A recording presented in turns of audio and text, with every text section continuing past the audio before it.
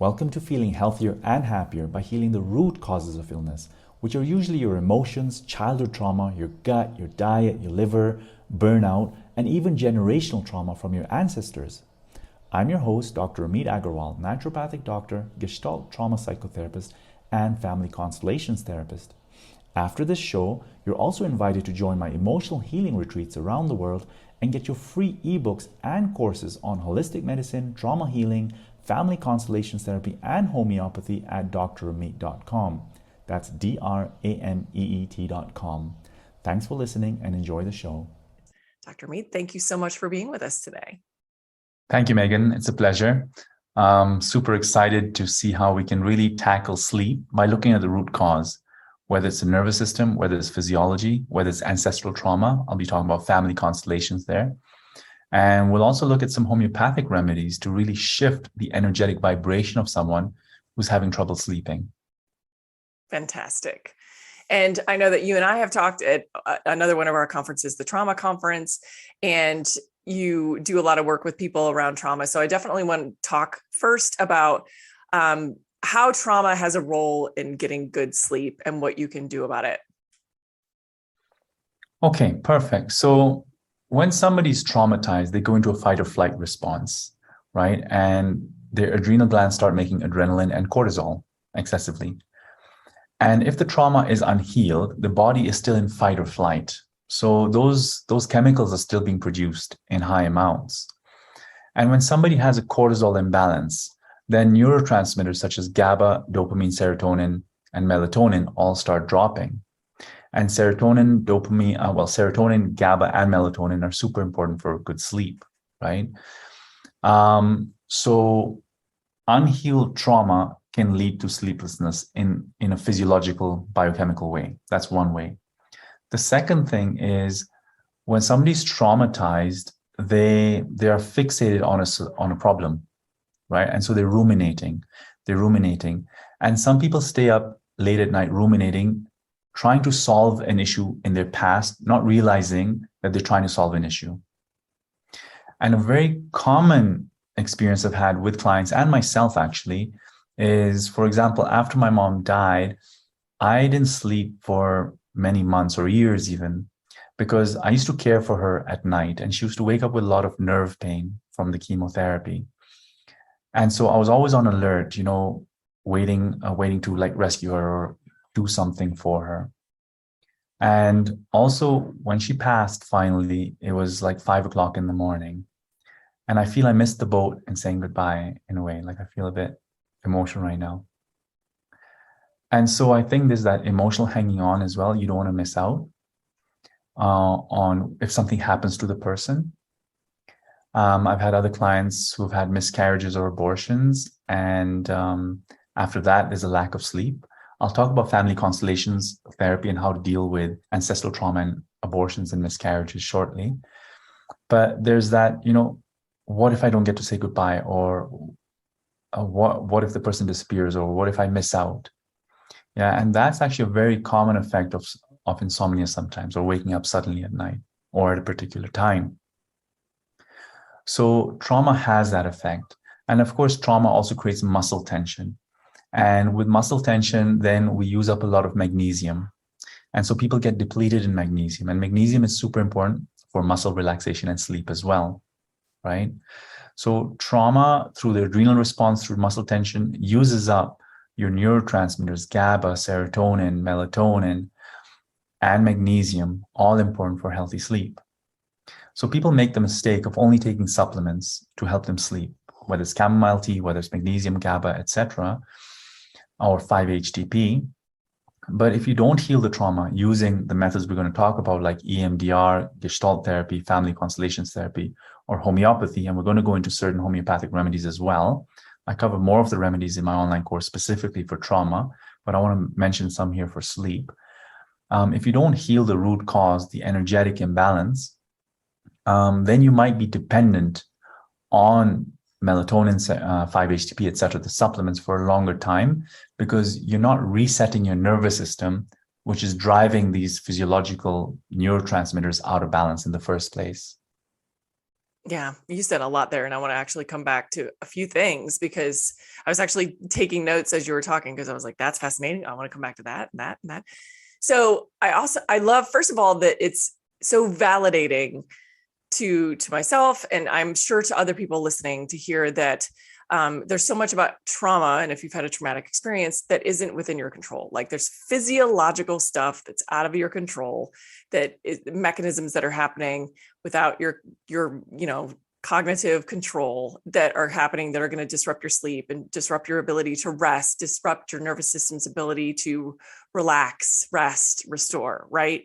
So just kind of the validation of like, that is happening. And also the validation that there are supplements available. However, it feels like from what you're saying, that's more of an acute solution. That is we want to get you some relief. We want to get you some rest in the interim, but there's a deeper level of work that needs to happen for you to address this long-term. These are not long-term solutions. This is a means to an end that can give you the space and the capacity to kind of like address the things that are going on, to heal, to mourn, to grieve in your case, if it were, to grieve the loss of a role, like a caretaking role, right? Like I'm sure so many people can relate to that. It's not only I've lost someone I love that had a huge role in my life, but I've lost this role that I had for a long time. And what do I do with my nights now if I'm not working up and attending to someone? Interesting. Yeah. Yeah. So a lot of that as well. And kind of the compartmentalization that I heard you talking about, people that wake up at night and they're thinking about things, they're ruminating or they're processing things. And because everybody's gotta make a living. We're doing jobs, we have roles in our lives, like being parents or caretakers, and there's no time for that during the day, right? You have to compartmentalize and then you finally rest, you finally lay down at night, and that's when you're gonna figure everything out. That's the time. You've got the brain space and the time to just ruminate, right? To process. Exactly. The brain automatically does this processing. And that's why I also like to incorporate homeopathy as part of the healing process alongside with the psychotherapy, right? For example, Cocculus indicus is a homeopathic remedy, excellent for someone who's, stayed up late at night a lot, maybe from a baby crying or overworking, long periods of not sleeping. And then suddenly later on, many years down the road, they cannot sleep or cannot fall asleep easily, or they have jet lag, for example. I'll give Cocculus. When we're talking about ruminating today, when you're up at night, thinking about the next day, planning for the future, etc., that's often that's an indication for a homeopathic remedy called lycopodium, right? And speaking of lycopodium, the liver is very important in sleep. And I'm going to show people how to detoxify the liver, because liver stagnation is one of the major root causes for insomnia as well. Yeah. In fact, let's talk about the liver a bit, and I'll go back to the homeopathics. Yeah, please do. I was going to say more. Yeah. Okay. So the liver is the master organ, right? So most people are trying to heal their gut, but the liver produces bile. It balances your hormones. It helps with digestion. So people suffering from leaky gut, taking probiotics, changing their diet, if they don't detoxify their liver, right, they won't have enough bile and the good juices in their gut. So they'll still have a dysbiosis or leaky gut most of the time. When the liver is stagnant, there's less bile flow, but there's also hormonal imbalance, right? With a hormonal imbalance, usually there's a progesterone deficiency. And when that happens, GABA, the neurotransmitter for sleep, doesn't work so well in the brain, right? So we need healthy hormones as well to improve sleep, all right? And of course, your microbiome, your gut microbiome, produce the bacteria in there produce serotonin and GABA, your neurotransmitters. But if you have an unhealthy microbiome from lack of bile flow, then of course, you're not going to produce the right kind of neurotransmitters. Also, what happens is when you have a leaky gut, either from inflammatory foods or liver stagnation. I covered this in a free online course, by the way, if people are getting lost, there's some free videos on gut, liver, adrenals, yeah? But when the liver is stagnant, not producing enough bile, you get worsening of leaky gut, then you have more toxins in the bloodstream, more chronic inflammation in the body. Chronic inflammation drives up your cortisol levels. The imbalance of cortisol levels, like I talked about before, causes a dropping of serotonin, dopamine, GABA, melatonin. So you can see how the gut and the liver affect sleep, as well as unhealed emotional trauma and a stressful life, through the impact on the adrenal glands and cortisol levels also affect sleep. So healing the mind and the body need to happen together rather than separately. Okay. Absolutely. So in that case, then I'll also use homeopathic remedies. Going back to the homeopathy, I'll use homeopathic remedies for the liver. Lycopodium is excellent. Nux vomica is a great remedy I like using.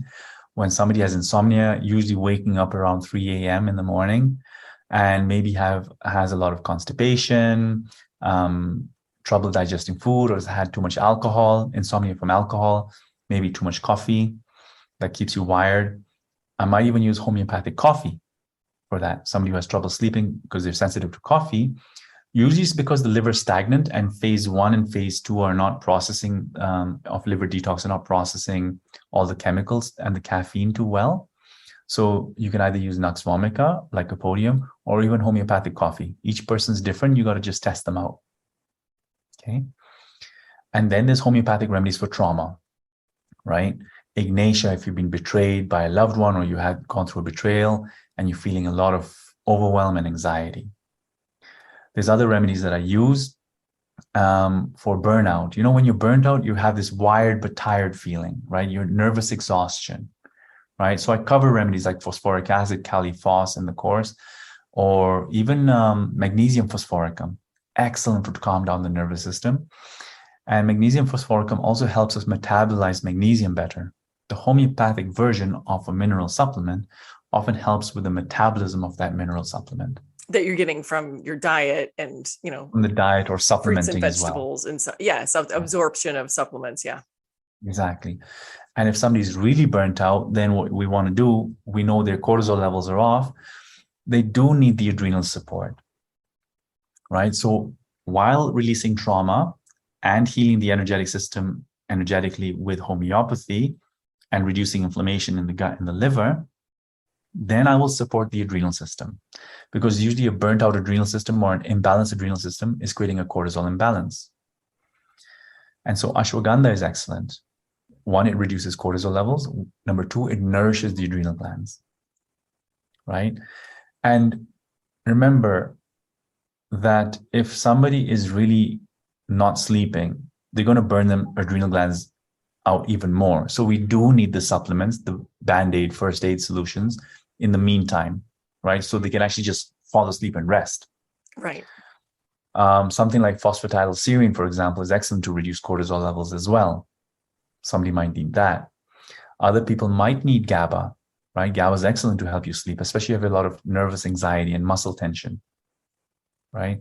So I'll throw in some GABA as well if needed, and that deepens the sleep. The more you can deepen the sleep for a person, I said that you need to heal the trauma and heal the energetic imbalances with the homeopathy, but remember, we need to deepen the sleep as well to go into that resting state also. Yeah.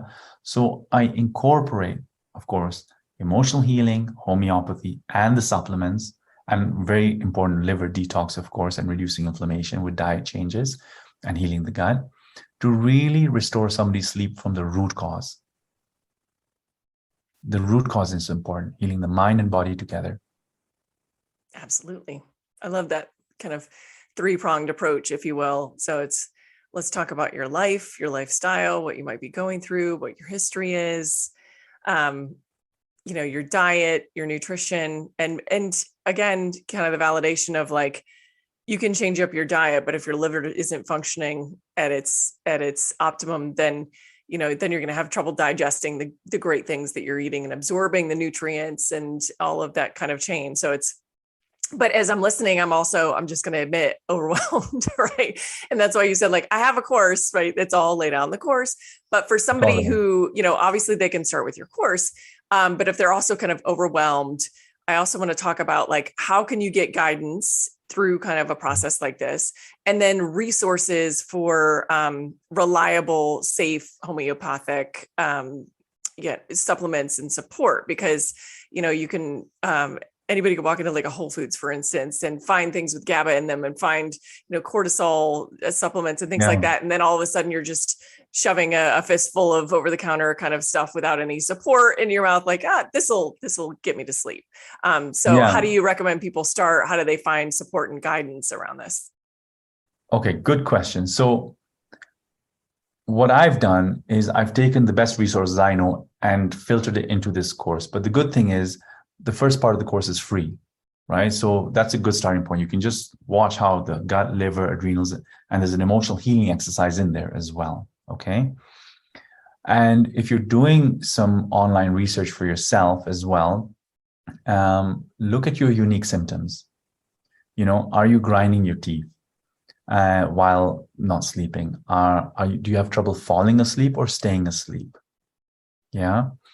And so look at these unique symptoms to help you determine maybe what kind of homeopathic remedy suits you more. Okay. And of course, also look at, for example, melatonin helps you sleep for those who have trouble falling asleep, and 5-HTP helps people who have trouble staying asleep. Yeah. So these resources are out there. I've just condensed them into one program, so it's easier for people to get to follow, proper instructions. Then I would say look at meditation resources. Meditation is super important, and look at trauma healing courses. Yeah. And so I find healing emotional wounds, during childhood super important, because the emotional wounds during childhood kind of program our nervous system. So any stress you feel as an adult is exacerbated based on unhealed trauma during childhood, right? So that's why I've put in the course some emotional healing exercises. But other resources, there are tons of resources out there for, just safe, gentle, emotional healing exercises. Look at things that are body oriented, things that get you into body and get you to feel your body, rather than analytical therapies. Yeah. The analytical therapies get you to analyze yourself and criticize yourself and say, okay, I'm neurotic. I'm this kind of person. I'm type A, type 9, 8, 7, all these strange types we have fixated on. But it doesn't help you release and discharge the pain, the trauma, the longing for love. A lot of trauma is a reaching out. What happens in trauma is, like, if you can really go into and feel the disturbance in there, there's a desire for connection and love within most trauma. And if you can acknowledge that and access that desire, and feel safe with that vulnerability of desiring love and connection, you will start to heal your nervous system as well. Because the awareness that you desire love and connection, that awareness is an acknowledgement of your vulnerability. And most trauma heals when we feel acknowledged in the vulnerability. Yeah. So, it's hard to, I don't know any other resources off the top of my head, because I've just condensed. That's a great start. Together. Yeah. And I can mirror what you said in that I started my own personal trauma healing journey very much in my head, right? I read everything, I learned everything, I had support and a therapist. I spent a lot of time thinking. And then finally, it was about a year and a half ago, I looked at my therapist and I was like, all right, I'm ready. And she was like, for what? And I was like, some embodied somatic, like, how does that act? And she was like, okay, let's get going. Right. But I wish I had started there. But at the same time, I wasn't ready yet, right? Because it's intense work. It's intense work to, like, really feel in your body and heal those connections and because it's also the stark realization that, and perhaps I'm off base and be like, oh, that's sad, but that you can't rely on anybody else to do that work with you. Like, nobody's going to make you feel safe and supported and loved. That's an inside job to me. People can acknowledge you and support you, but I mean, the fundamental, the ways that you're healing the things that develop in childhood, that's to me anyway, an inside job that takes quite a bit of work. Interesting you say that, because I often find including somatic work safer than analytical therapy, because the key is it's done in titration. We always do it in tiny amounts, and that in itself creates a sense of safety for the body. We never overwhelm the person. So I'll say, interesting. Just stay with the feeling and just notice what's happening and just relax. Let's not go into analysis, and now let it go and come back to the conversation. Just that permission to go in and out gives a sense of like trust and safety. And I have almost integrity and control over how much I allow myself to feel. So a good therapist is sensitive enough to know your limits. And that's important. So another resource, I guess, when you're looking for a good therapist, look for somebody who's trained in more sensitive approaches like Gestalt, somatic experiencing. Hypnotherapy is okay, trauma informed, yeah. Trauma informed, yeah. And speaking of family constellations, and which we need to talk about before we run out of time. Yeah, exactly. We're good. We're doing good. Okay. Yeah. So look for that more than CBT and analytical therapies. They're helpful for sure. They save people's lives and they get you a certain place. But there's a point where you really need to touch upon the softness inside of you. Yeah.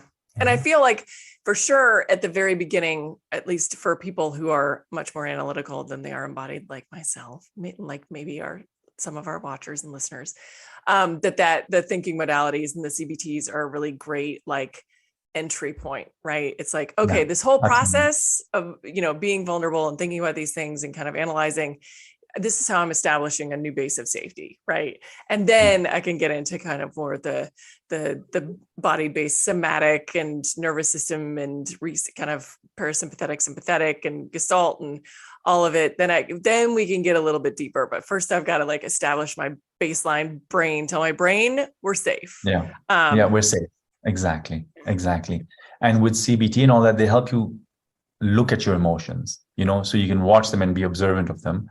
Which is a good starting point to be aware. Yeah, because if you're, and especially with sleep, if you're tied into your thoughts as being truth and your perspective is skewed a little bit, right? Like, I never sleep. I can never get enough rest, right? Like these statements that are just conclusively untrue, right? Like everyone sleeps. If you don't sleep, you literally would die, right? I love the way you say that. Yeah.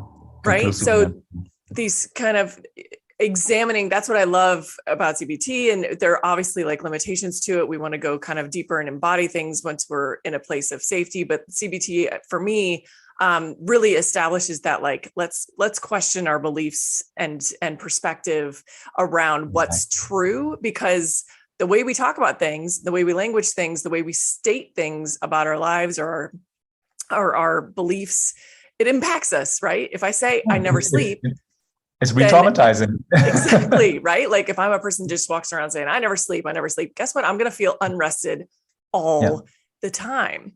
And I'm not saying it's as simple as like only being what you believe is true, right? But like you could physically also struggle to have sleep. Both things can be true, but you're certainly going to help your case by examining kind of those thoughts and those statements first before you can open yourself up to kind of more vulnerable work. I love that. Thanks for pointing that out. Yeah. And I also like to say that also because I think people's accessibility to things like CBT it's at least in the States, way more readily accessible, right?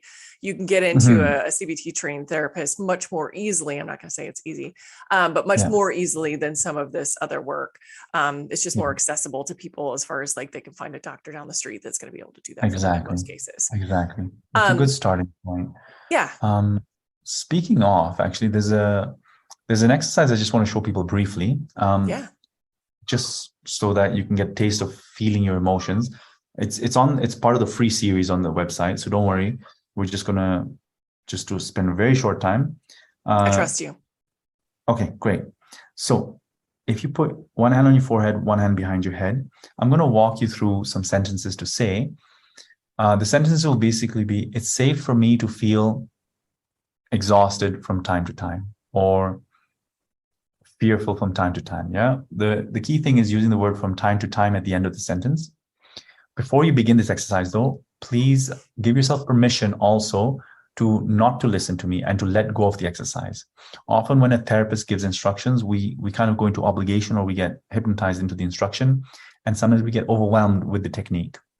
So Just tell yourself it's okay to let go of this exercise and come back to myself from time to time. As long as you're okay with that, we can begin. And I love Yeah. that you just named people's agency and reminded them of their agency, right? Like Very you important. get to choose. Thank you. Go ahead. Yeah. So you're going to start to feel things that you don't want to feel, maybe some of the emotions you've been avoiding. And that's why I use the word from time to time. So you don't force yourself to feel what you don't want to feel, but it's okay from time to time. That gives you agency as well. Okay. So basically, we put the one hand on the forehead, one hand behind the head. You can also lower your hands and not do that, but this helps calm down your nervous system. And then whatever sensation you're feeling, you can say, you know, it's safe for me to feel anxious or disturbed once in a while. And just give yourself a moment and just breathe. And connect to how your body responds. And you can also say something positive like, it's safe for me to relax or take a deep breath from time to time as well. And just feel the experience of that permission, right? It's safe for me to feel exhausted or nervous or anxious once in a while, or feel expectations of myself from time to time. You know, and just feel that we're naming something a lot of people have, expectations of themselves to get better, to do better. Yeah. And that's exhausting for people, but we resist it and we say it's wrong and we label it, we analyze our behaviors. And once we do this exercise, you'll be calmer about your own emotional conflicts or emotional patterns. That's making peace with yourself and your humanism. And that peace is the beginning of a calmer nervous system and hopefully a more restful sleep as well. And such a self-validating practice, right? Like you named something that made me think of perfectionism, right? And sometimes it's not bad memories or bad feelings. It's a striving and a yearning and a wanting for something great and something that we think will, you know, make us happy or make us who we want to be in the world, that can keep us up at night, right? So that those perfectionistic tendencies. And so it's okay for me to want to achieve things from time to time. It's okay for me to have high standards for the way that I perform from time to time, right? All just very self-validating practice. Exactly.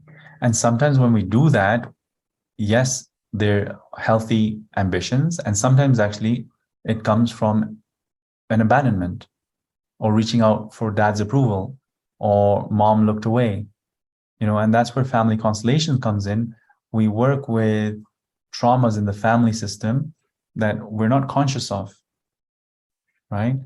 For example, if mom is connected, let's say mom's mother or father or somebody, brother passed away at a very early age, and mom was very traumatized.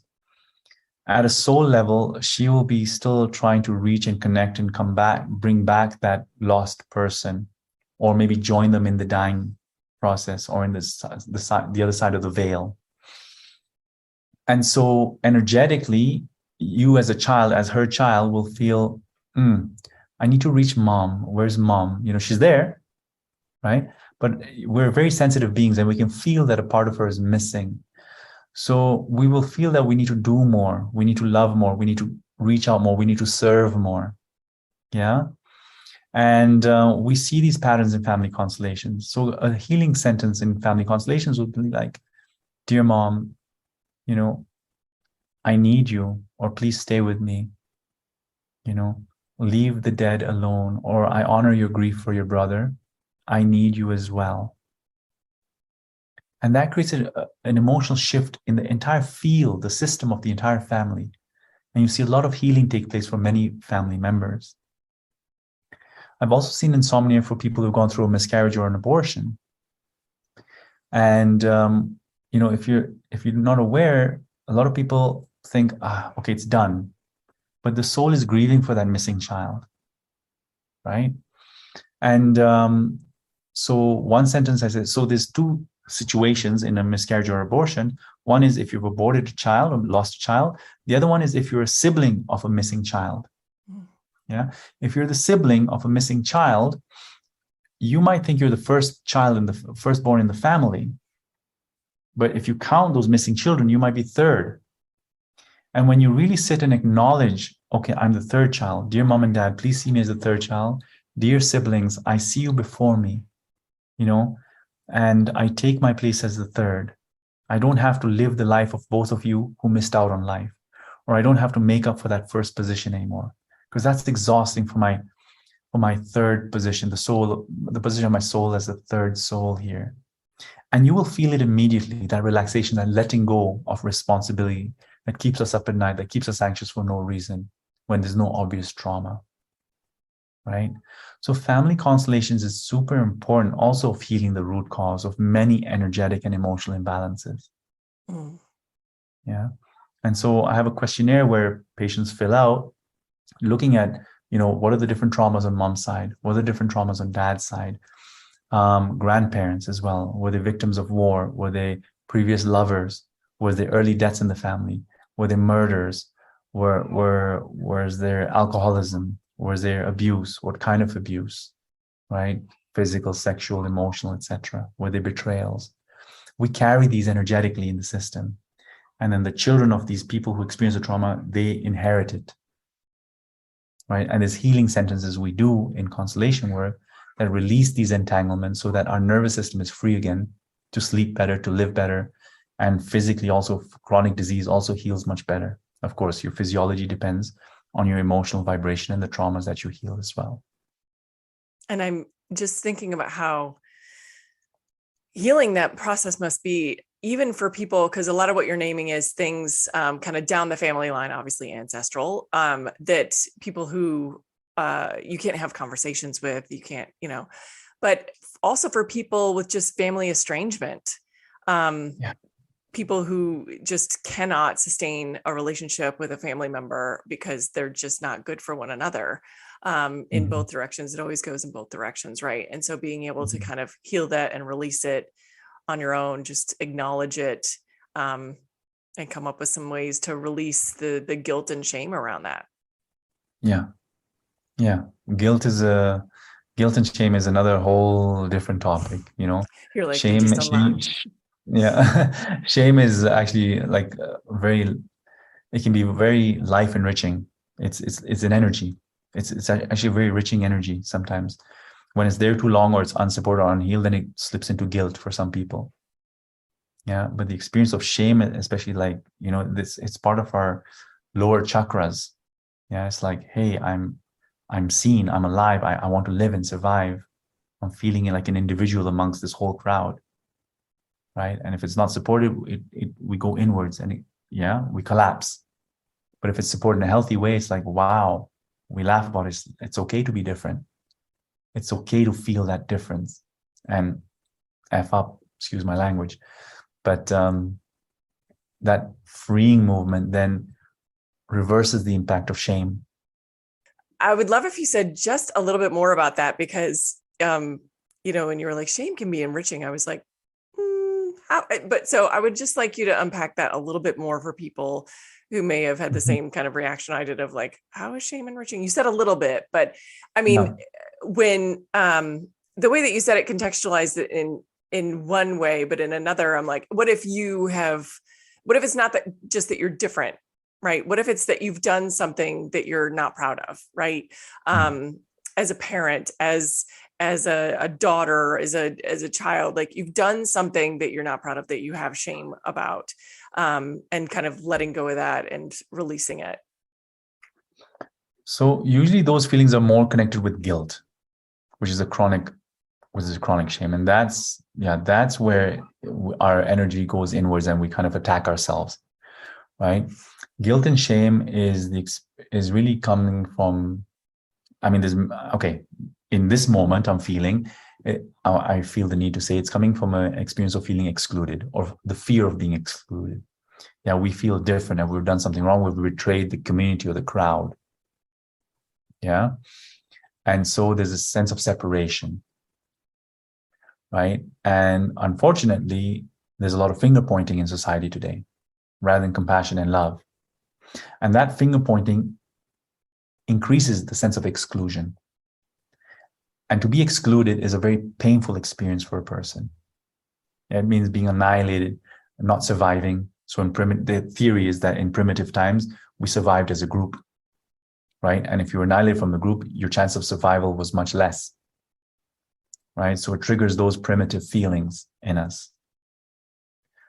And so when we name what we're feeling guilty about, and there's acknowledgement and connection, again, reestablishment of communication and connection, those feelings of shame and guilt dissipate slightly, right? Because you're feeling re-included or reconnected, less excluded after the connection of communication. Yeah, I feel terrible how I treated you. I want to make amends. Yeah, of course, hopefully the other person, you need to do this, of course, without too much expectation of the other person, because the other person might be like, slap you or something like that and say, yes, it hurt. But still, there's an acknowledgement, and strangely, you feel relieved, right? I'm not saying you'll feel relieved by a slap, but after you acknowledge it, it's very healing. And on the flip side as well, when somebody hurts you and you want to forgive somebody, in constellation work, the sentence is often, rather than I forgive you, it's more, I'm sorry this happened between us. Mm. So you're looking at the person as an individual, as an equal, rather than the perpetrator. Yeah? Because if you say, I forgive you, they're still guilty. I'm sorry this happened between us, gives them that autonomy back, and they have a choice again whether to repeat or not. I like that. That's a really powerful sentence. It's acknowledges that there's always two parts of every interaction, right? I mean, and I think that that's what maturity looks like, even when you feel like a victim or you feel like you've been victimized, just acknowledging that there are two parts of every interaction. And I'm sorry that this happened between us feels really powerful to me. Yeah. And sometimes it takes time, sometimes we don't have the emotional integrity. Integrity doesn't mean like the integrity, like I'm very proper, the solidity inside, the agency to come up with those sentences, because we're too crushed, we're too vulnerable and insecure. Yeah, there's not enough safety to come up with those words. So when you do the emotional healing work, childhood wounds, mother wounds, father wounds, etc., then these words come out easier because you've built emotional resilience through the energetic therapies. And that's the key. Fantastic speaking with you. Thank you. Where can people find out more about you and your work and the courses you mentioned earlier, and kind of assessing all of the resources that you have available to help people with? So the free course and the full course with all the different homeopathics for trauma, anxiety, depression, and all the gut healing stuff, liver detox stuff, is on drameet.com. That's drameet.com. There's a free ebook as well, and the free video course for the emotional healing exercise, plus a few of the gut, liver, and adrenal protocols as well. Some more stuff on family constellations. So everything is there. Free ebooks, free videos, a full course. One of my best-selling books as well is there. So it's all there. Fantastic. So hope you enjoy. Thank you so much for being with us today. Thanks for learning how to heal the root cause. Make sure to also get your free ebook and courses I've created for you on naturopathic medicine, trauma healing, family constellations therapy, and homeopathy at drameet.com. That's drameet.com. Thanks and lots of love.